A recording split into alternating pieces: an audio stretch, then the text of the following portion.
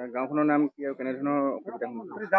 আমাৰ এইখন খোৱাং পঞ্চায়তৰ খোৱাং সমষ্টি মানে খোৱাং পঞ্চায়ত এইখন গাঁও মইনা গাঁও। কেনেধৰণৰ সমস্যা? সমস্যা যোৱা 28 তাৰিখৰ পৰা প্ৰবল বানৰ বিভীষিকাই মানে আজিলৈকে মানে আপোনাৰ একেবাৰে মানুহ তথ্যৱস্থা হৈছে। এতিয়া সকলো গাঁৱৰ প্ৰতি ঘৰৰ মানুহে পানীৰ তলত মানে পানী বুৰাই পেলাইছে। এতিয়া অকণমান জেগাডোখৰ যিটো মথাই দিছে সেইডোখৰতে অকণমান মানুহে আশ্ৰয় লৈ আছে।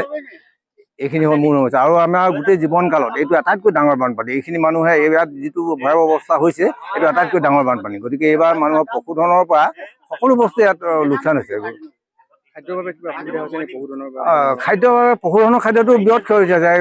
ক'তো একো নাইকিয়া হৈ গ'ল। এতিয়া খাদ্যটো আৰু পশুধনটো এই পানী এতিয়া থাকোঁতে অৱস্থা বেয়া আৰু হ'লেতো আৰু দিগদাৰি আছে। গতিকে পশুধনৰ কাৰণে চৰকাৰে ইয়াত ব্যৱস্থা কৰিলে আমি খুব সুখী হওঁ।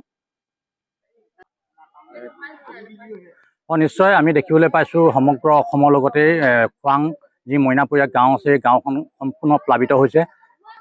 প্ৰত্যেক ঘৰ মানুহ মূধচলৈকে টিংপাতৰ পানী, তেওঁলোকৰ যিখিনি যাৱতীয় বস্তু কাপোৰ কানি ধান নামঘৰ অংগনবাড়ী সকলো তলত তেওঁলোকে নিজাববীয়াকৈ আহি মথাউৰিত তেওঁলোকে বাস কৰিছে অতি বেয়া পৰিৱেশত। গতিকে চৰকাৰলৈ আহ্বান থাকিব খুব সময়ৰ ভিতৰত যিটো অসমৰ দুৰ্যোগ ব্যৱস্থাপনা ব্যৱস্থা আছে এই ৰাইজৰ কাৰণে তেওঁলোকে খৰতকীয়া যিখিনি ব্যৱস্থা আছে কৰিব লাগে।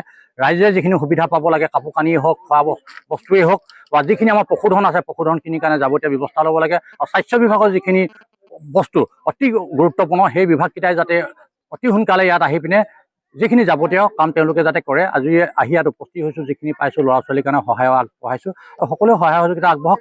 চৰকাৰী সাহায্য তেওঁলোকে এতিয়ালৈকে পোৱা নাই, সেইকাৰণে আহ্বান থাকিব যি সাহায্যৰ পৰা আৰম্ভ কৰি গোটেইকেইটা দিশ তেওঁলোকে সামৰি পিনে ইয়াত আহি উপস্থিত হৈ যাতে ৰাইজৰ এই অভাৱ আৰু অভিযোগখিনি বুজি লৈ তেওঁলোকৰ অভাৱখিনি যাতে পূৰণ কৰে।